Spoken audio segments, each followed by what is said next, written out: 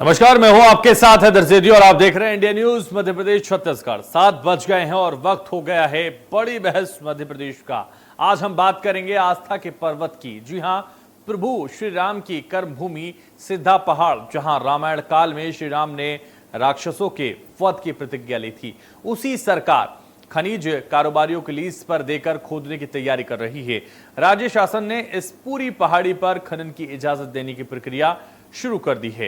इसके लिए 30 सितंबर को जनसुनवाई आयोजित की गई है। अगर इस सिद्धा पहाड़ की खुदाई की अनुमति मिल जाती है तो अगले कुछ सालों में धार्मिक और ऐतिहासिक महत्व का यह पहाड़ नक्शे से गायब हो जाएगा और प्रभु श्री राम के प्रतिज्ञा स्थल का कोई अस्तित्व नहीं बचेगा।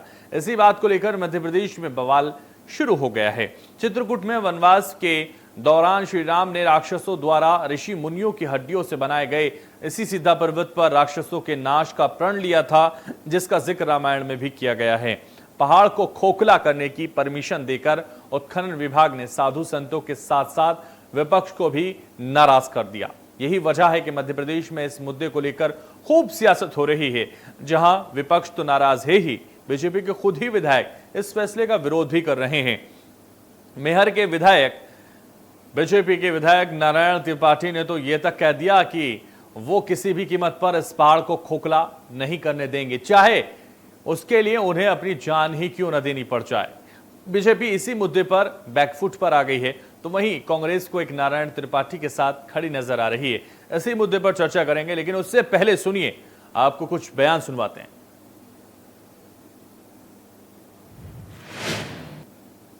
व्यक्तिगत लाभ और हित में उस पहाड़ को दे दिया जाए कि आप मिनरल निकालो, तो वहां बिंद के लोग अब इसको किसी भी तरह बर्दाश्त नहीं करेंगे। मैं आपके चैनल के माध्यम से कहना चाहता हूं कि मैं पदयात्रा करूंगा वहां और लोगों को एक एक साधु संतों को जागृत करूंगा, चित्रकूट में जाके प्रणाम करूंगा और प्रार्थना करूंगा कि 30 सितंबर की सुनवाई के दिन हम लोग सामूहिक रूप में इकट्ठा होंगे, इस खदान को स्वीकृत नहीं होने देंगे। और मेरी माननीय मुख्यमंत्री जी, माननीय सबसे अपील और प्रार्थना है कि इस खदान को किसी भी तरह स्वीकृत प्रदान न करें, अन्यथा बिंद के जन भावनाओं का अपमान कहलाएगा, राम का अपमान कहलाएगा, उन साधु संतों का अपमान कहलाएगा और ये लड़ाई हम बड़ी ताकत के साथ लड़ेंगे। यहां पर प्रभु रामचंद्र जी ने जो प्रतिज्ञा की थी, निश्चरहीन करहु मही भुज उठाय प्रण कीन, वो कोई अपने लिए नहीं की थी, उनका कोई संबंध नहीं था।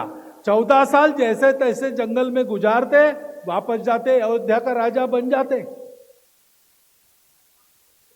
राक्षसों से झगड़ा मोल लेके सारे कष्ट ही तो भोगे, लेकिन ये झगड़ा उन्होंने खुद को मोल लिया, वो स्वार्थ का काम नहीं था, उसमें अहंकार भी नहीं था। हर बार उन्होंने शक्तियों की पूजा की है, संतों की पूजा। सब ये वो लोग हैं जो अब सिद्धा पहाड़ जो चित्रकूट में है, जिसका पौराणिक महत्व है, जिसका धार्मिक महत्व है, जिसके बारे में कहा जाता है कि इसका रामचरितमानस में जिक्र हुआ है। भगवान राम ने स्वयं सामने खड़े होकर ऋषि मुनियों से इसके बारे में पूछा था, तो बताया गया था कि राक्षसों ने ऋषि मुनियों का वध कर और इस पहाड़ को बनाया। तो जिसका इतना महत्व है, उसी पहाड़ को लीज पे देने की तैयारी।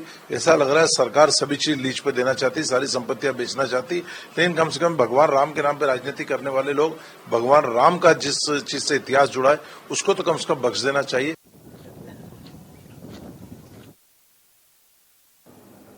तो राम के पहाड़ पर गिद्धों की नजर है, इसी पर आज हम बड़ी बहस करेंगे। श्री राम की प्रतिज्ञा स्थल पर आखिर बवाल क्यों हो रहा है और इस पहाड़ को खोखला करने की साजिश किसकी है? आस्था के पहाड़ को माइनिंग के लिए क्यों दिया गया है? श्री राम की प्रतिज्ञा स्थल को कैसे बचाया जाएगा? सिद्धा पर्वत पर श्री राम ने प्रण लिया था और उस प्रण को पूरा करने के लिए उन्होंने यही संकल्प लिया था। श्री राम की प्रतिज्ञा स्थल पर बवाल हो रहा है और इस मुद्दे पर कांग्रेस और बीजेपी एक साथ हैं। श्री राम की प्रतिज्ञा स्थल का नहीं बचेगा कोई अस्तित्व। अगर ऐसा हुआ तो सिद्धा पर्वत पर श्री राम ने लिया था राक्षसों के वध का प्रण।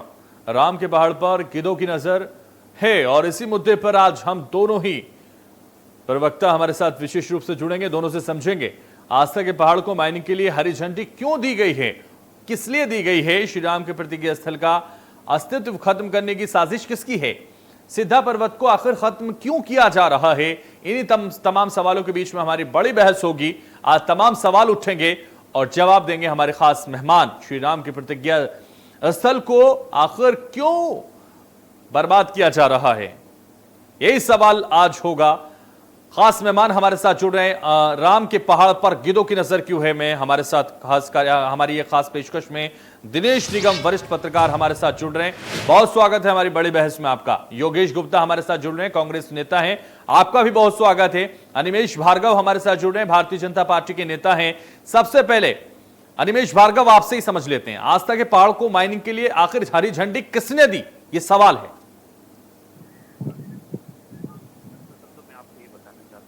अनिमेष भार्गव, आपकी आवाज हम तक नहीं पहुंच पा रही।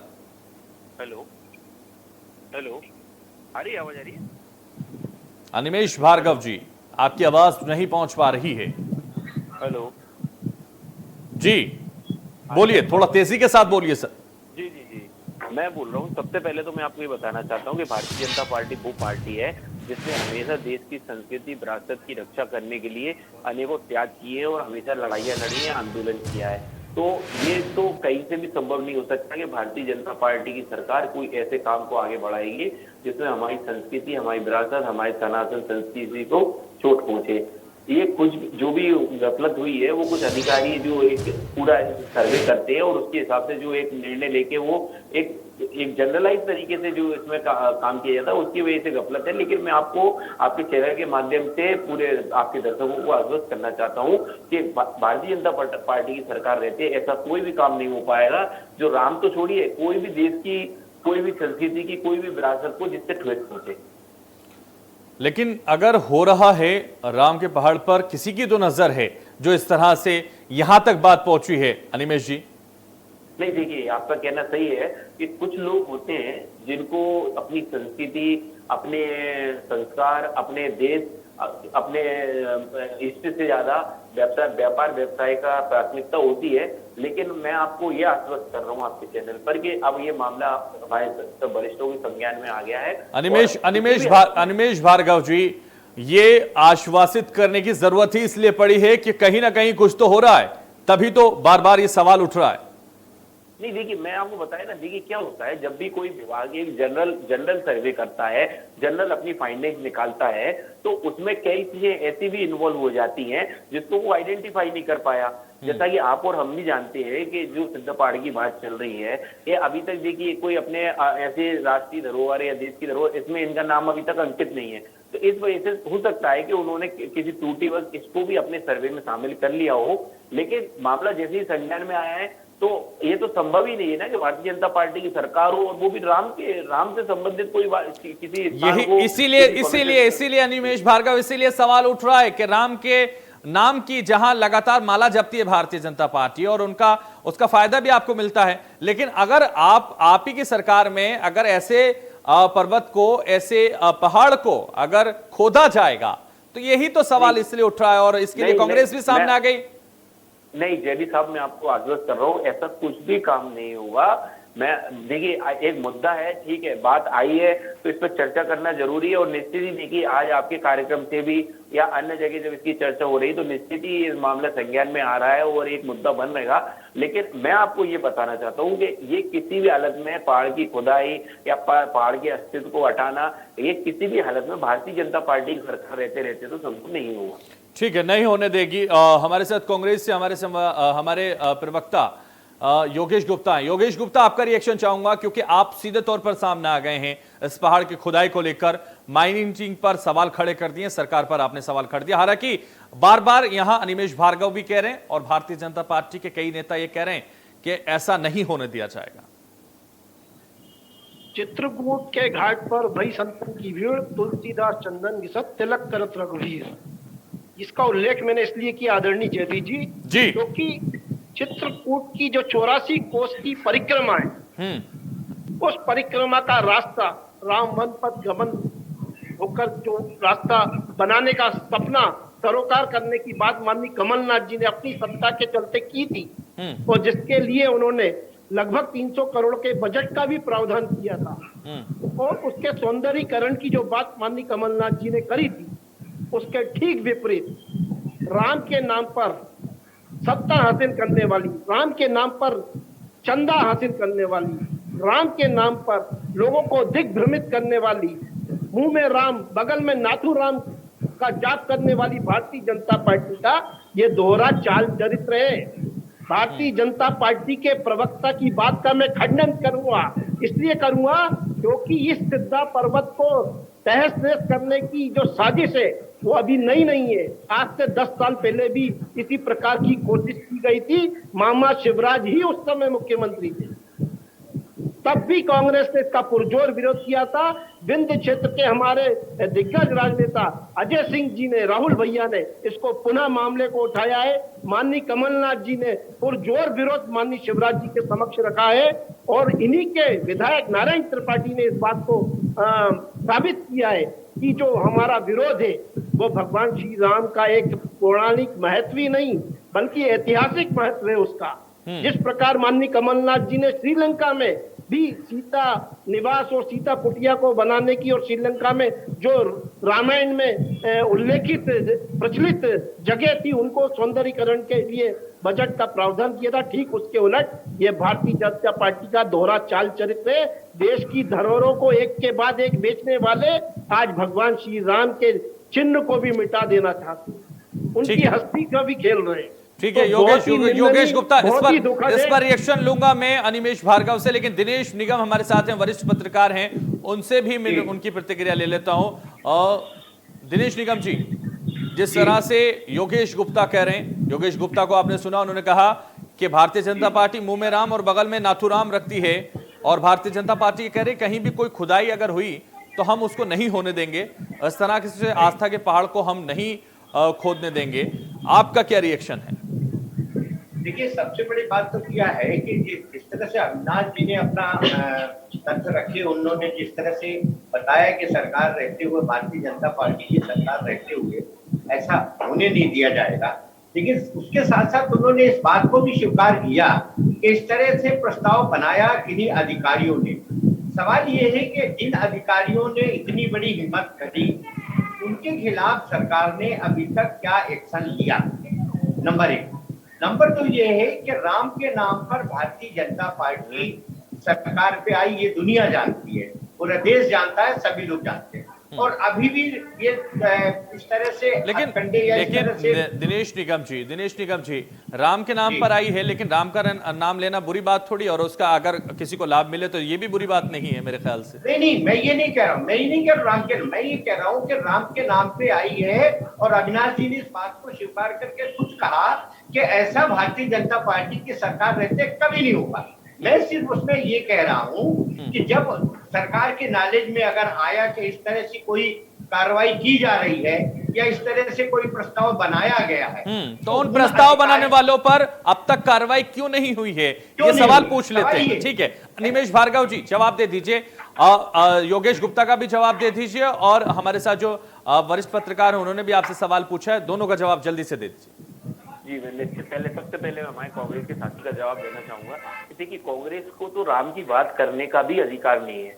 कांग्रेस पार्टी तो वो पार्टी जिसने लिखित में हलफनामा दिया था कि राम तो काल्पनिक है, तो जो चीज काल्पनिक है, जो भगवान इनके लिए काल्पनिक है, उसके बारे में तो इनको चर्चा करने का भी अधिकार नहीं है। अगर इनमें थोड़ी भी नैतिकता है तो राम की बात तो करना बंद ही कर दें। रही बात ये, अगर धर्म से इसको जोड़ के देख रहे हैं ये, तो अभी कुछ दिनों पहले आपने देखा जब माननीय प्रधानमंत्री मोदी जी का उज्जैन के उसका उद्घाटन करने का जब प्रोग्राम बना और जब उसकी घोषणा हुई तो इन्होंने उसका भी विरोध करना चालू कर दिया था कि रोजगार नहीं है, कहाँ मंदिर में इसमें लगे। तो इनको तो देखिए, कांग्रेस पार्टी को ये सिर्फ आरोप लगा के भाग जाना इनकी आदत है, लेकिन अगर नैतिकता से या इनके जो पुराने क्रियाकलाप है उसके आधार से देखा जाए तो भगवान राम के बारे में तो चर्चा करने का अधिकार ये खो चुकी है। हाँ, निश्चित ही कांग्रेस पार्टी वो पार्टी है, जब चुनाव आती है तो जरूर ये अपने कुर्ते के ऊपर जनेऊ पहनकर आ जाते हैं, लेकिन ये माननीय कमलनाथ जी वही कमलनाथ जी हैं जिन्होंने एक जाति विशेष के लोगों को बुला के बोला था चुनाव के पहले 2018 के चुनाव पहले कि आप लोग अब 99% आपके वोट पड़ना चाहिए, हम कांग्रेस पार्टी को मिलना चाहिए,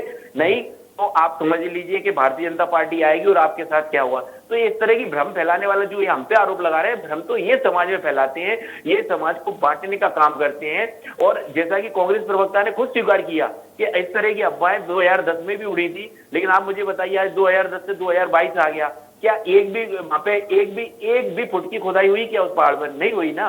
तो मैं इसीलिए आपको आश्वस्त कर रहा हूं। लेकिन अनिमेष भार्गव जी, ठीक है, बार बार आश्वस्त जरूर कर रहे हैं आप, और पूरा देश आपको देख रहा है, पूरा देश आपको देख रहा है। आप कह रहे हैं कि ऐसे पहाड़ की खुदाई नहीं होने दी जाएगी। श्री राम की प्रतिज्ञा का पहाड़ है वो, आम पहाड़ नहीं है, आस्था का पूरा प्रतीक है वो, इसलिए उसकी खुदाई ना हो, ये सबसे बड़ी बात आप कह रहे हैं।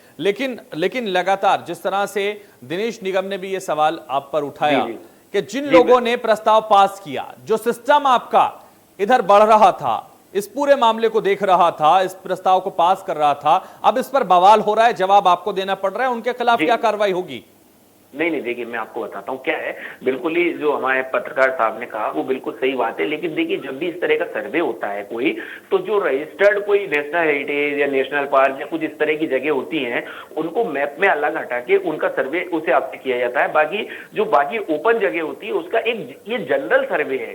देखिए कोई ये आइडेंटिफाइड पॉइंटेड सर्वे नहीं है कि पर्टिकुलर सिर्फ इसी पहाड़ के लिए या इसी स्थान के लिए या इसी विरासत के लिए ये सर्वे किया गया है। एक जनरल सर्वे है, पूरी जितनी भी भूमि उपलब्ध होती है उसमें ये सर्वे किया जाता है कि किस जमीन पे किस सर्वे अनिमेष भार्गव, ये सर्वे जरूर जनरल हो सकता है, लेकिन ये पहाड़ जनरल नहीं है। श्री राम की प्रतिज्ञा का स्थल है, जिसे बचाना हमारी जिम्मेदारी है, आपकी भी और सबकी जिम्मेदारी है।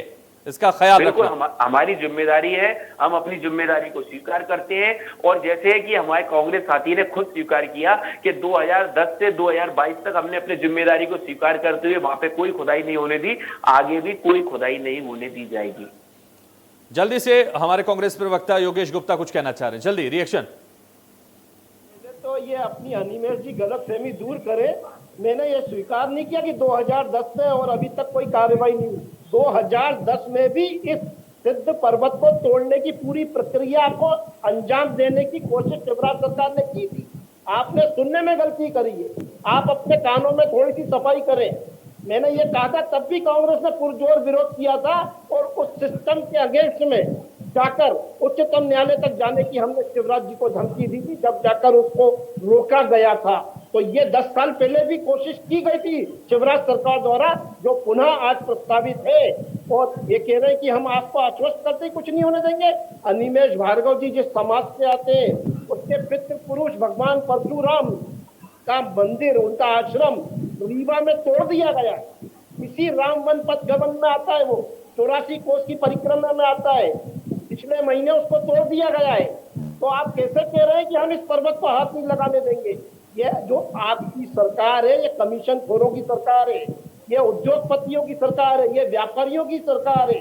ये स्वार्थ हित में भगवान श्री राम की बातें तो करेंगे, मगर इनका कोई सरोकार नहीं है। 10 साल पहले मोदी जी ने कहा था गंगा साफ करूंगा, क्या हो गई गंगा साफ? उमा श्री भारती ने कहा था गंगा साफ नहीं हुई तो मैं जल समाधि ले लूंगी, ले ली उन्होंने समाधि। तो आप लोगों का दोहरा चाल चरित्र है। आप लोग झूठ परोसते हो, रोज नए जुमले गढ़ते हो, जनता को दिग्भ्रमित करते हो। भगवान श्री राम का जो जन्मभूमि थी, उसका मंदिर का ताला हमारे स्वर्गीय प्रधानमंत्री राजीव गांधी जी ने खुलवाया था। मोदी जी की पूजा का विरोध कांग्रेस ने नहीं किया था। विरोध इस बात पे था कि हमारे देश के जो राष्ट्रपति कोविंद जी थे, उनका अनादर किया गया, उनको पूजा में नहीं बुलाया गया, क्योंकि वो आदिवासी और SC ST वर्ग से आते थे। तो ये जात पात के ऊपर, जात पात को बांटने वाले लोग, समाज में विघटनकारी लोग जो आज सत्ता में काबिज है। ठीक है योगेश गुप्ता जी, आरोपों का अंबार आपने लगा दिया भारतीय जनता पार्टी से, भारतीय जनता पार्टी पे आपने आरोपों का अंबार लगा दिया। अनिमेष भार्गव से जल्दी से जवाब देते हैं, फिर दिनेश निगम आपके पास आऊंगा। जल्दी अनिमेष भार्गव जी। देखिए सबसे पहले तो मैं बताना चाहता हूं कि हमारे गुप्ता जी को ये जानकारी नहीं है कि भगवान श्री परशुराम का उद्गम स्थल जनापाव में है, और जो मध्य प्रदेश में स्थित है, जिसको सजाने संवारने के लिए माननीय शिवराज सिंह जी ने, भारतीय जनता पार्टी के मुख्यमंत्री ने करोड़ों रुपए खर्च किए, करोड़ों रुपए का वहां पे प्रावधान किया। कई बार खुद जाके वहां दौरे किए और वहां पे उसको संवारने के लिए, उसको संग्रहित करने के लिए, उसको सही रखने के लिए बहुत अधिक प्रयास किए। रही बात ये जो आरोप लगाने की बात है, देखिए कांग्रेस पार्टी तो आरोप लगा के भागने वाली पार्टी। मैंने जैसा कि बताया, देखिए ये तो मौखिक बोल रहे हैं, मैं तो आपके इनके लिखित हलफनामे की बात कर रहा हूं, जिसमें कांग्रेस पार्टी ने लिख के दिया, सुप्रीम कोर्ट में सबमिट किया कि राम काल्पनिक हैं। और आज जब जनता ने इनको, देश की जनता ने एक बार नहीं कईयों बार नकार दिया, और इनको ये बात अब सताने लगी है कि हमने लेकिन अनिमेश भार्गव जी, ठीक है, कांग्रेस ने जो लिख के दिया, अनिमेश भार्गव जी, कांग्रेस ने जो लिख के दिया उसका परिणाम भी भुगता, जनता ने उनको लगातार दिखाया और पूरे देश में दिखा रही है। भारतीय जनता पार्टी को इसका लाभ मिलता है कि वो श्री राम को हर जगह रखते हैं, श्री राम के नाम से सारे काम करते हैं, उसका फायदा आपको मिलता है अनिमेश भार्गव। लेकिन इस बात से आप बिल्कुल नहीं बच सकते कि राम के पहाड़ को खोदा जाने की प्रक्रिया चल रही थी, प्रस्ताव पास किया गया था, श्री राम के आस्था के प्रतीक को तोड़ा जा रहा था, इसका प्रस्ताव पास हो चुका था, इससे नहीं बच सकते। ये सवाल आपको बार बार घेरता रहेगा। देखिए, इसको आप थोड़ा सा करेक्ट करना होगा। देखिए, ये खोदने की प्रक्रिया नहीं चल रही थी, प्रस्ताव में वो जगह उपलब्ध होना, माइनिंग के लिए कोई जगह अगर उपलब्ध है, तो माइनिंग के लिए अगर प्रस्ताव पास हो गया तो वो खोदा जाएगा कि नहीं खोदा जाएगा, ये बता दीजिए। नहीं, खोदने का तो सवाल ही नहीं उठता। मैं आपको कितनी बार आपके अभी मैं पिछले अपने 2-3 बार के कमेंट में हमेशा 2-2, 4-4 बार बोल चुका हूँ कि खोदने का तो सवाल ही नहीं उठता। हाँ, लेकिन ये जो अधिकारी हैं जिन्होंने उसमें जो एक माइनिंग के लिए जगह उपलब्ध होती है जिसमें मिनरल, देखिए उसमें मिनरल्स हैं, तो उस बात को आप नकार नहीं सकते।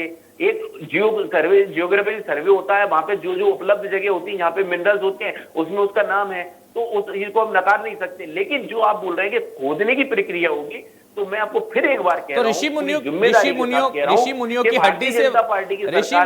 हड्डियों से वो पहाड़ बना है। अनिमेश भार्गव जी, ऋषि मुनियों की हड्डियों से वो पर्वत बना है, वो पहाड़ बना है। नहीं, देखिए, ऋषि मुनि की हड्डी तो बहुत ही पूजनीय चीज है हमारे लिए। तो ऋषि मुनि की चरणों की धूल भी पूजनीय होती है, हम उसको भी सर पे लगा के चलते हैं। हम हमेशा भारतीय संस्कृति, सनातन संस्कृति का सम्मान करना ही हमारी सर्वोच्च प्राथमिकता है। ठीक है, अब दिनेश निगम से सवाल ले लेता हूं, क्योंकि वो लगातार उनका रिएक्शन चाहता हूं मैं। दिनेश निगम जी, जल्दी से।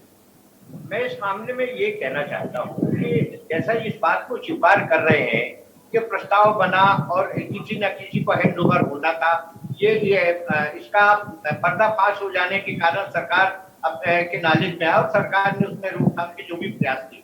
मैं ये कह रहा हूँ, अगर इस तरह से कोई राम भगवान को लेकर के कोई मुद्दा इस तरह से सार्वजनिक हो रहा है, उसमें राजनीतिक दल उसका लाभ लेना चाहते हैं, तो सरकार को ये चाहिए कि सरकार का प्रमुख, सरकार का मुखिया या सरकार का उच्च पद में बैठा हुआ अधिकारी इस बात की का खंडन करे, इस बात की घोषणा करवाए, ऐसे आदेश निकाले कि नहीं, इस तरह से कोई प्रक्रिया अपनाई नहीं जा रही है, तो ये चैप्टर अपने आप क्लोज हो जाएगा। ठीक है, ऐसा अविनाश जी कह रहे हैं। ठीक है, अनिमेश भार्गव जल्दी से जवाब दीजिए दिनेश निगम जी की बात पर। आवाज नहीं आ रही अनिमेश भार्गव आपकी। हेलो जी, बोलिए। हाँ, मैं बोल रहा हूँ, माननीय दिनेश जी की ये बात बिल्कुल सही है। और आने वाले समय में देखिए, चूंकि ये शासकीय काम होता है, एक प्रक्रिया से होता है, इस प्रक्रिया से जैसे ही ये बात हमारे जो सिस्टम के अनुसार वह पहुंचेगी, तो आप देखेंगे आने वाले टाइम में हमारे जो वरिष्ठ, जो उसके लिए जिम्मेदार व्यक्ति है, चाहे वो अधिकारी हो चाहे हमारे नेता हो, वो उस बार मतलब हम तो खंडन कर, मतलब ये तो क्लियर बोल ही रहे हैं, लेकिन वो आधिकारिक तौर पे भी अपना बयान इसके लिए बिल्कुल। तो आप लगातार आश्वस्त करें कि जल्दी इस तरह का प्रस्ताव पास हो जाएगा कि वो ये तय कर देंगे कि अब इस तरह का कोई कार्य नहीं होगा। योगेश गुप्ता, जल्दी फाइनल कमेंट आपसे लूंगा, उसके बाद चर्चा को समाप्त करूंगा।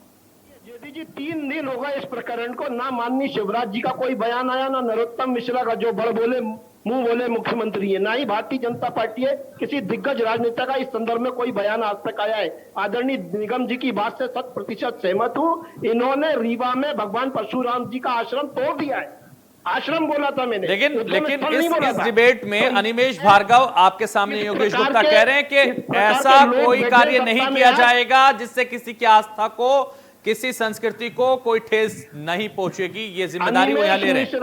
अनिमेश मिश्रा जी अधिकृत व्यक्ति नहीं है, मध्य प्रदेश शासन में बैठे हुए कैबिनेट से ये प्रस्ताव पारित होना चाहिए कि इस ये अनिमेश भार्गव ये बात वहां तक पहुंचाएंगे। अनिमेश भार्गव, योगेश गुप्ता, अनिमेश भार्गव ये बात वहां तक पहुंचाएंगे और जाहिर है इस आस्था को वो बचाएंगे, इस पहाड़ को वो बचाएंगे, ये उम्मीद उनसे की जाती है। फिलहाल बहुत शुक्रिया। अनिमेश भार्गव हमारे साथ जुड़े, योगेश गुप्ता हमारे साथ जुड़े, दिनेश निगम हमारे साथ जुड़े। तो फिलहाल हमारी इस खास पेशकश में बस इतना ही। दीजिए मुझे इजाजत और आप देखते रहिए इंडिया न्यूज मध्य प्रदेश छत्तीसगढ़।